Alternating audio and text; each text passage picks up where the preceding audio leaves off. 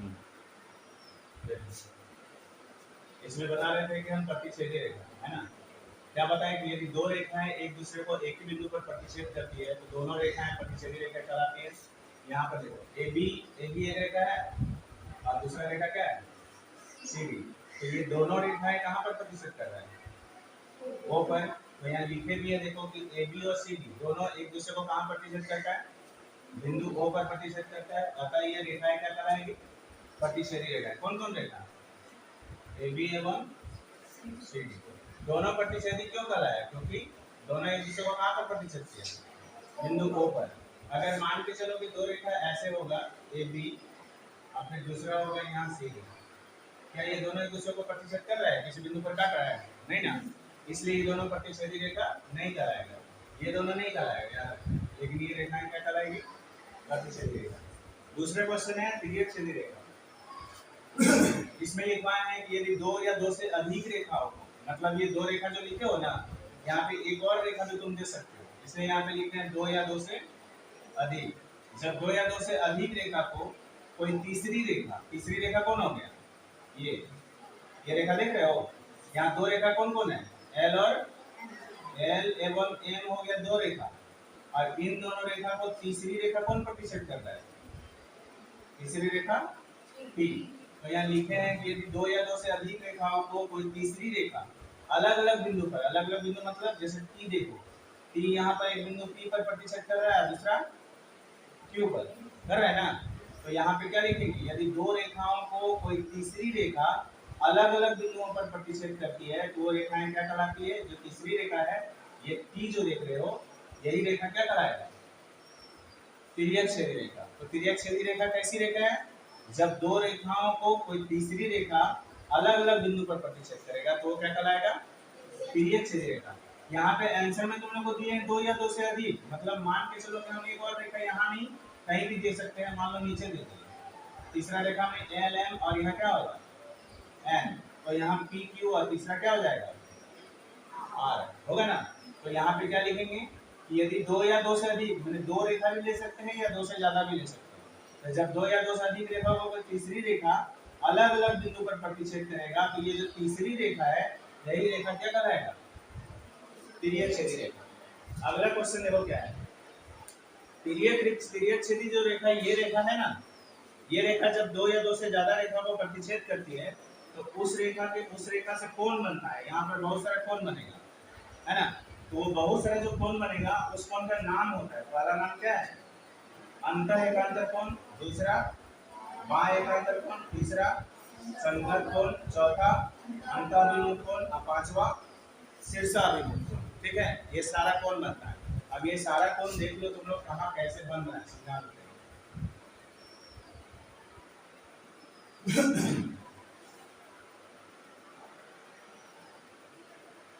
ध्यान से समझना।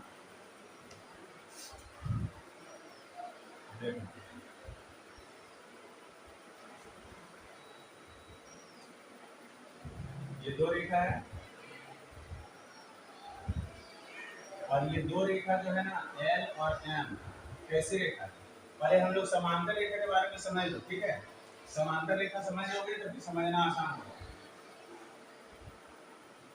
समांतर रेखाएं जब दो रेखाएं एक दूसरे को किसी भी बिंदु पर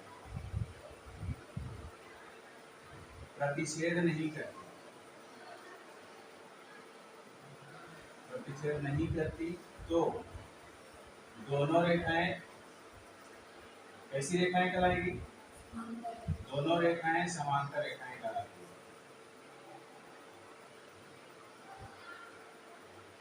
ठीक है, क्या बोले हम ये दोनों रेखा देखो एक दूसरे को कहीं पे प्रतिच्छेद कर रहा है नहीं ना, तो इसलिए ये दोनों रेखा कृष्णा लिखना बात नहीं समझ लगता है।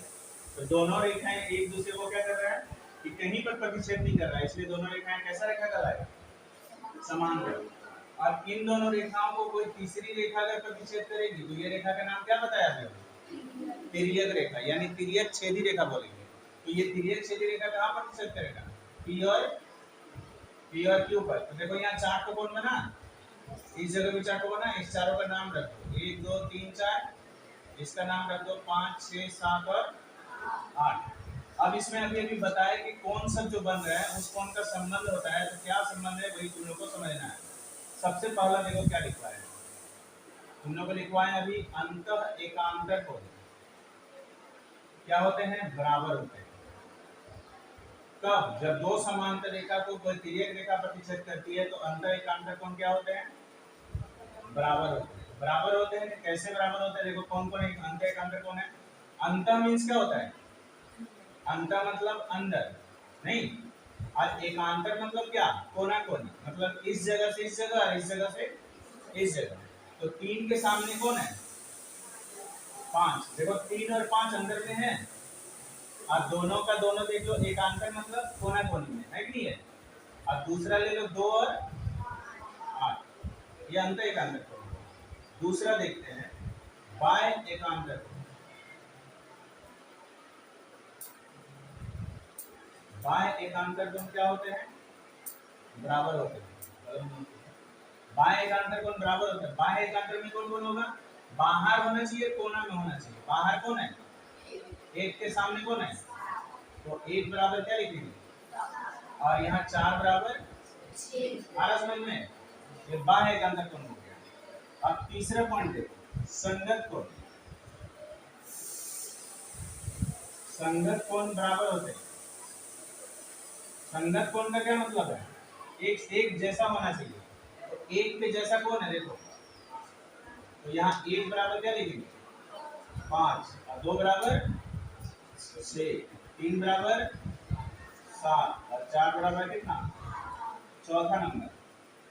संगत कोण बराबर होते हैं। चौथा नंबर में अंतः अभिमुख कोण लिखना है। अंतः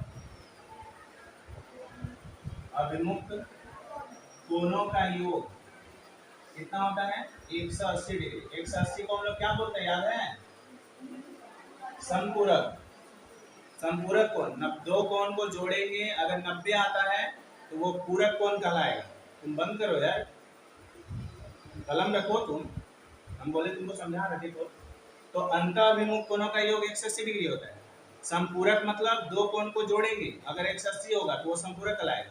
अगर दो कोण को जोड़ेंगे, अगर दोनों को जोड़ के 90 आता है तो वो क्या कहलाएगा, पूरक कोण कहलाएगा। तो अंतःअभिमुख कोण कौन है, आमने सामने का कौन कौन है, 2 और 5। तो 2 और 5 को जोड़ेंगे तो कितना होगा, 180। और 3 और 8 को जोड़ेंगे तो कितना होगा, 180 का संपूरक हुआ। क्या बताएं हम, दोनों का डिफिनेशन फिर से एक बार देखो, लिख देते हैं ताकि तुम लोगों को याद हो जाए।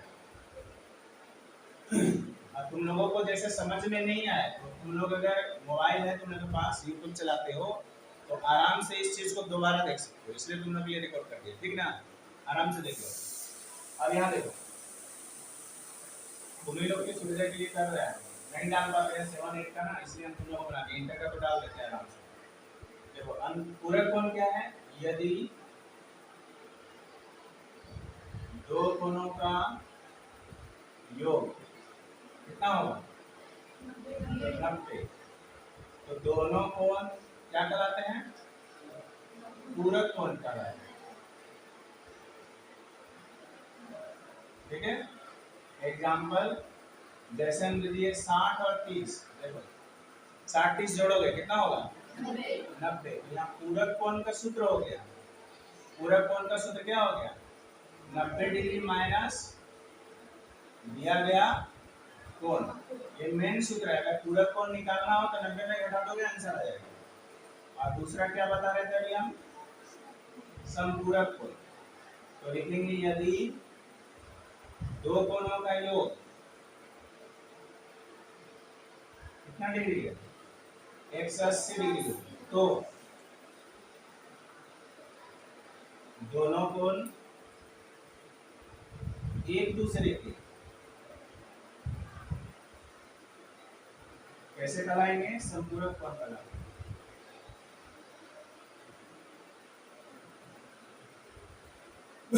इसमें सूत्र वही होगा, एग्जाम्पल पहले देख लो, एग्जाम्पल हो जाएगा 120 डिग्री और 60 डिग्री। तो संपूरक कोण का भी सूत्र लिख देते हैं। संपूरक कोण बराबर 180 माइनस दिया गया, मतलब पूरक कोण निकालना तो 90 में घटाएंगे, और अगर संपूरक कोण निकालना तो किसमें घटाएंगे 180। आया समझ में ना? फिर से एक बार रिपीट कर देते। देखो यहाँ पर दो रेखाएं जब एक दूसरे को किसी बिंदु पर प्रतिच्छेद नहीं करेंगे तो ये दोनों रेखाएं समांतर रेखाएं कहलाएंगी। और समांतर का सिंबल भी समझ लो। यहाँ समांतर रेखा को हम लोग कैसे दर्शाते हैं, एल और समांतर एम। तो ये जो दो को डंडी देख रहे हो ना, यही दोनों क्या कहलाता है, समांतर। तो यहाँ पे लिखे हैं कि दो समांतर रेखा को अगर कोई तीसरी रेखा यानी तिर्यक छेदी रेखा अलग अलग बिंदु पर प्रतिच्छेद करेगी तो जो कोण बनता है उसमें संबंध क्या होता है। पहला कोण है अंत एकांतर कोण। तो अंत एकांतर कोण क्या होते हैं, बराबर होते हैं। तो अंत एकांतर कोण कौन कौन है, 2 और 8, 3 और देखो बराबर किए हैं। बाह्य एकांतर कोण भी बराबर होता है। बाह्य एकांतर कोण में कौन कौन होगा, 1 और 4 और देखो लिख दिए। उसके बाद संगत कोण बराबर होते हैं। संगत कोण मतलब एक जैसा, एक के जैसा कौन है, और 2 के जैसा कौन है, 3 के जैसा 7 है, 4 के जैसा 8 है ना। अंतःअभिमुख कोणों का योग 180 होता है। अंतःअभिमुख कोण कौन कौन है, 2 और 5, 3 और 8, दोनों को जोड़ के 180। तो हम यहाँ संपूरक लिखे हैं। संपूरक के बारे में बता भी दिए तुम लोगों को कि दो कोण को जोड़ेंगे, दोनों कोण का जोड़ अगर 90 होता है तो ये पूरक, और दो कोण को जोड़ेंगे दोनों को जोड़ के अगर 180 होता है तो संपूरक। आ गया समझ में?